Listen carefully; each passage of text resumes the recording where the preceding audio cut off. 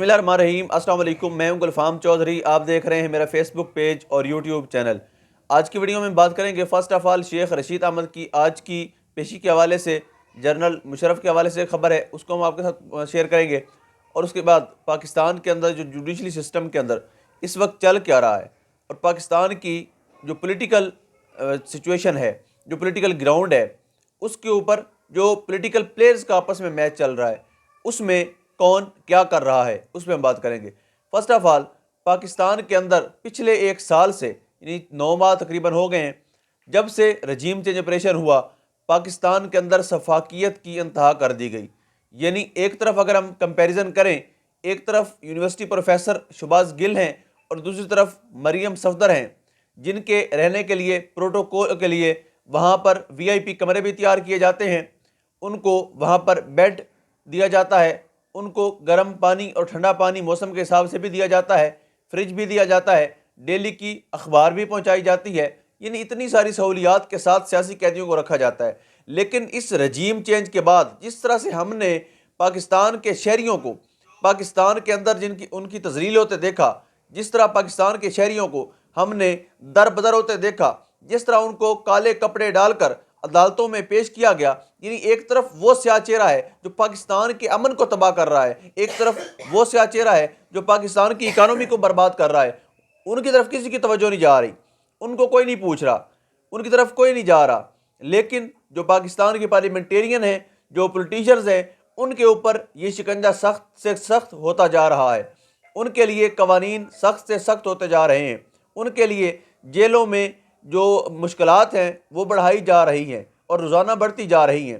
یعنی سفاکیت کے دور میں جتنے بھی گرفتار ہوئے، خواہ وہ 75 سالہ بزرگ اعظم سواتی ہوں یا شیخ رشید احمد ہوں، یعنی شیخ رشید صاحب جس طرح سے ان کو جوڈیشل کیا گیا تھا، اب چانسز ہیں کہ شاید ان کو دوبارہ سے جسمانی ریمانڈ دے دیا جائے، اور کون انتقامی کارروائیاں کر رہا ہے، کون ان کو عدالتوں میں دھکے دلوا رہا ہے، کون ان کی رونے والی ویڈیوز، یعنی ایسا شو کر رہا ہے جیسے شیخ صاحب ٹوٹ چکے ہیں، یعنی وہ آدمی جس نے آمریت کا دور بھی دیکھا اور مختلف آمروں کے دور میں بھی جیلیں بھگتیں،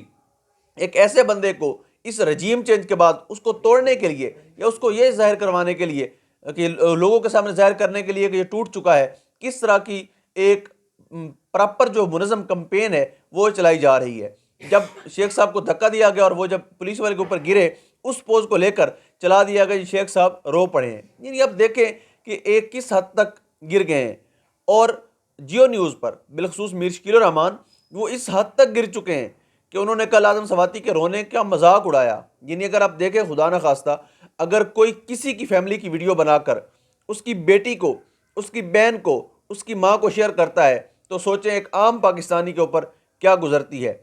اس چیز کا بھی مذاق اڑانا اور اس پر اپنے دکھ کا اظہار کرتے ہوئے جو روئے، اس ویڈیو کا مذاق اڑانا، یعنی آپ دیکھ لیں کہ جیو اینڈ جیوش کس حد تک گر چکے ہیں، اور بڑی سرکار کو خوش کرنے کے لیے، جو ان کی بڑی سرکار ہیں، جو نامعلوم افراد ہیں، ان کو خوش کرنے کے لیے کس حد تک وہ گر گئے ہیں۔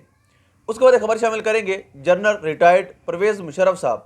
جن کا ایک وقت تھا، بڑی بادشاہت تھی اور پورے ملک کے اندر ایک روب، دبدبہ اور دھاک بیٹھی ہوئی تھی، آج وہ دنیا سے چلے گئے۔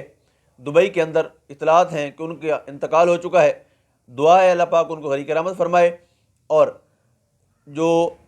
اس انتہا کو، یعنی اس انجام کو سمجھنے کی توفیق دے، جو اس ملک کے ساتھ اس وقت کھلواڑ کر رہے ہیں، انہیں بھی اس چیز کا احساس ہو کہ ایٹ دا اینڈ زندگی نے ختم ہونا ہے اور موت نے آنا ہے۔ اس کے بعد جس طرح ہم دیکھ رہے ہیں کہ سیاست کے اندر اب عمران خان صاحب نے جیل برو تحریک کا آغاز کیا ہے، لیکن سوال یہ پیدا ہوتا ہے کہ کیا وہ اس میں کامیاب ہو پائیں گے؟ کیا اتنی باری تعداد، جو مطلوبہ نمبر ہے تقریباً 1 لاکھ 1.5 لاکھ یا کم از کم 50,000 لوگ ہی نکلیں، اپنی گرفتاریاں دیں، اور یہ گرفتاریاں ضروری دینی پڑیں گی، کیونکہ تبدیلی یا انقلاب وہ قربانیاں مانگتا ہے، اس میں وقت کی قربانی، جان کی قربانی، مال کی قربانی، پیسے کی قربانی، ہر طرح کی قربانی دینی پڑتی ہے، اور سب سے مشکل ہوتا ہے اپنا وقت دینا، اپنے حق کے لیے نکلنا۔ اوورآل اگر ہم دیکھیں تو اس امپورٹڈ سرکار اور ان کے سہولتکاروں نے اتنا برا حال کر دیا ہے اس قوم کا کہ وہ شاید اپنا حق مانگنے کے لیے بھی تیار نہیں ہیں، اور اگر جو حق مانگنے کے لیے تیار ہیں وہ ایک دن کے لیے بھی گھر سے نکل کر احتجاج کرنے کے لیے تیار نہیں ہے۔ اتنا یعنی اگر ہم دیکھیں 2014 کے اندر ایک دھرنا ہوا تھا اور اس میں ڈاکٹر طاہر القادری صاحب جو عوامی تحریک کے سربراہ ہیں انہوں نے فرمایا تھا اس قوم کا یہ حشر کیا کر دیا جائے گا، ان کی سٹیٹمنٹ مجھے آج بھی یاد ہے، انہوں نے فرمایا تھا کہ یہ اس قوم کا یہ حشر کر دیا جائے گا، اتنا ان کو پیس دیا جائے گا، اتنا رگڑ دیا جائے گا کہ ان کے پاس اپنا حق مانگنے کے لیے نکلنے کے لیے بھی ٹائم نہیں ہوگا، اور وہ قوم پر وقت آ چکا ہے۔ اب بھی ہمیں آنکھیں کھولنی ہوگی اور اپنے اصل دشمن کو پہچاننا ہوگا۔ پاکستان کی سیکیورٹی ہو، اکانومی ہو، پاکستانی قوم کا اصل دشمن کون ہے، ان چیزوں کو برباد کرنے والا کون ہے، اس کو پہچاننا ہوگا اور اپنے حقوق کو جان کر پہچان کر اپنے حقوق چھیننے کی جدوجہد کرنی ہوگی اور قدم بڑھانا ہوگا۔ اللہ پاک وطن عزیز کا حامی و ناصر ہو۔ پاکستان زندہ باد۔